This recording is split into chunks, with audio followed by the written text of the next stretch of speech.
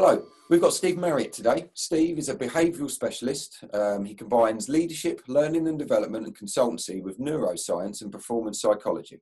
He's the co-author of 2 books, an excellent Squared Academy faculty member, and is about to embark on a series of events with us on the subject of behaviour and the brain. So, good morning, Steve. How are you? Good morning. I'm very good, thank you, pal. How are you? I'm not too bad. Slowly getting used to this sort of working from home, this complete change of environment. I'll be lying if I said I wasn't enjoying it.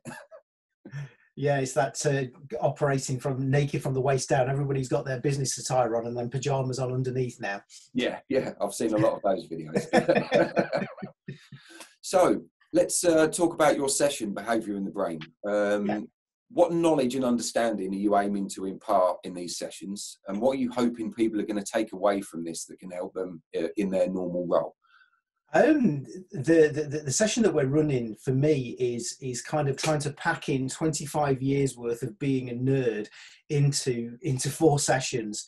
And helping people from a better understanding of what the brain does and how it operates to kind of make connections into some of those crazy times that we've got. So it's just one of those things that I'm not going to teach people to be a neuroscientist, but a little bit of knowledge about what's going on under the hood might give people a little bit more understanding.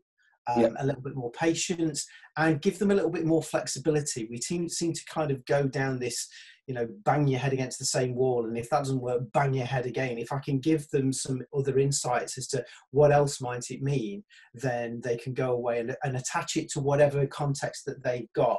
The session was designed about work, so it's about what do we now know about the brain, and what are the 3 biggest challenges that I come across with my clients. And we talk about engagement, we talk about accountability, we talk about growing people, but fundamentally the linking thing that I've got is that it's all people.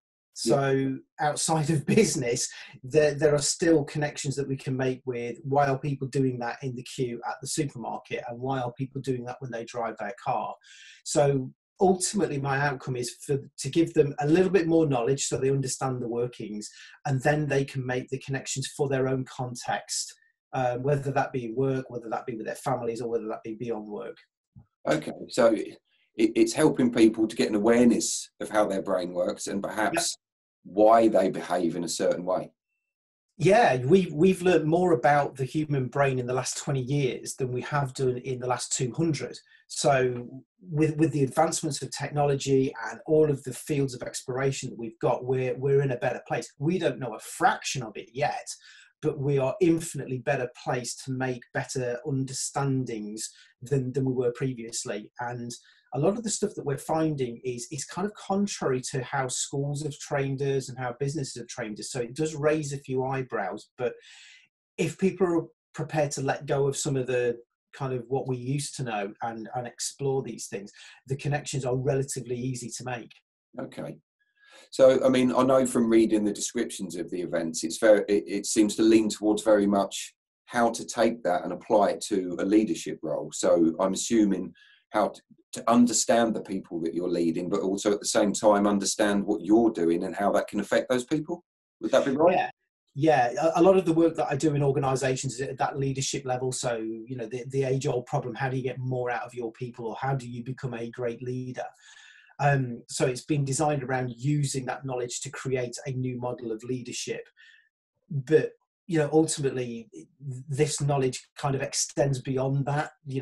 Leadership is just about relationships with people, and human beings don't exist without other people. So even though you may not hold a leadership role in an organization, if you're a parent, you're a leader. If you're a sibling, you're a leader. If you've got anything like friends outside of work, you're a leader. So the same principles apply. Our relationships at home are of choice, and sometimes at work they used to be because people needed the money. But as we kind of go further into the 21st century, we're realizing they're more about choice. Once upon a time, people used to leave school and they had to get a job and you had to be loyal. The later generations that are now emerging from university a lot of businesses that I work with are struggling with their mindset. They call them snowflakes because they come in and they want to do something and then they want to clear off after 4 years. And for someone who's kind of had a job for life mentality, that doesn't compute. So it's just helping them to kind of understand why a human being would do the things that they do. Okay, well, that sounds very interesting. So if I was to push you, Yep. what whether it be 3, 4, 5, what are the key points do you think that someone can take away and will be able to relatively automatically instill into their work life or their practice, or how they understand themselves or other people? What are the sort of almost immediate sort of wins that they can get from this session?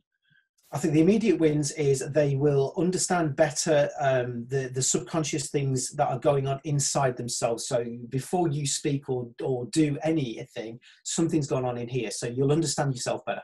And as a result of that, you'll be able to either stop beating yourself up or begin to moderate your own behavior to bring out the best in other people. Leadership in my experience in the past was about being strong and Shackleton-esque, and in the 21st century I kind of equate leaders with the followers that they've got. It's you can't be a leader unless you've got people following you. Yeah. Followership is about this question of, would people choose to follow you if you didn't pay them? Okay, That's yeah, a whole different mindset. that's an interesting question. Yeah, and I think the leader's role now is no longer about this, this drive for purpose and profit and things like that. It's about bringing out the best in other people. So instead of trying to change other people, it's learning how to moderate my behavior so that my behavior brings out the best in other people, as opposed to them trying to kind of run and catch up with me as we used to. So you'll know more about yourself, you'll be able to moderate yourself. You'll understand the importance of relationships inside and outside of work, and what brings people on board with relationships and what can disengage them from relationships. So I'm hoping that your relationships in or outside of work will get better. And ultimately, for me, leadership is about growing people. Yeah. I think I've got a bit of a glib statement that if the recruitment team in your organisation and the training team in your organisation are doing their job, then your people will be better skilled than you are.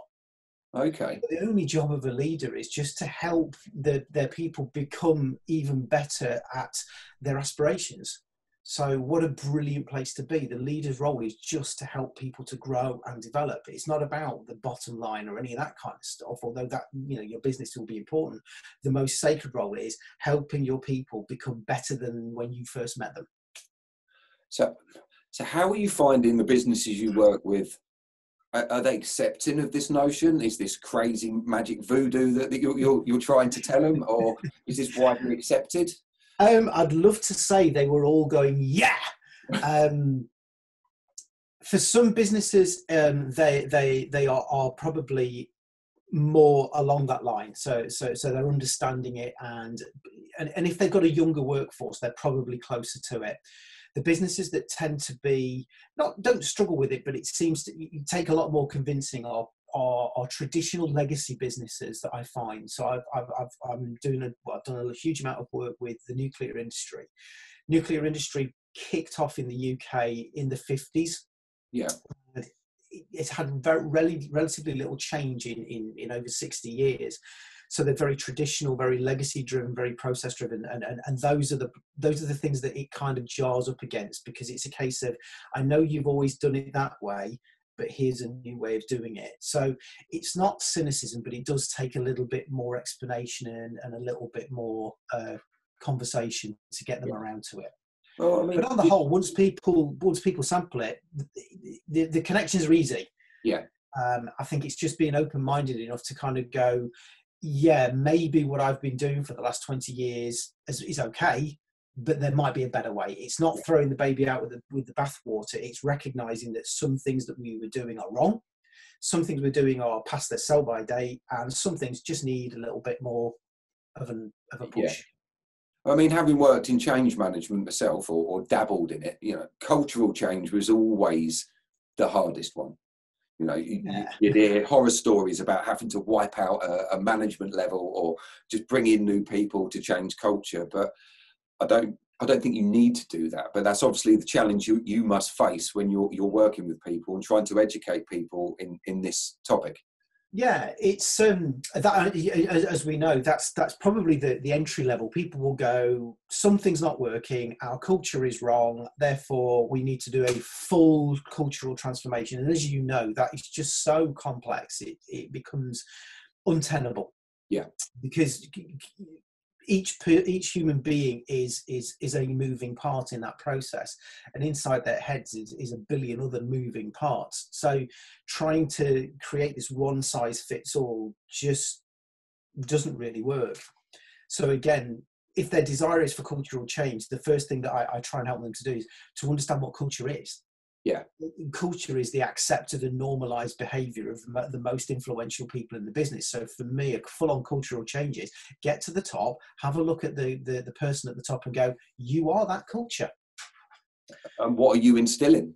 Yeah, so what they typically do is this bottom-up approach. So they try and change, 10,000 people in an organization, when actually, if you change the top 10, then the trickle-down effect would be exactly the same, because human beings, as we're now becoming aware of, is they're very susceptible to their elders and their authority figures. Yeah. So if the boss can come in and be happy and engaging and positive all the time, you'll find that that's the culture that kind of breeds. It's not the other way around.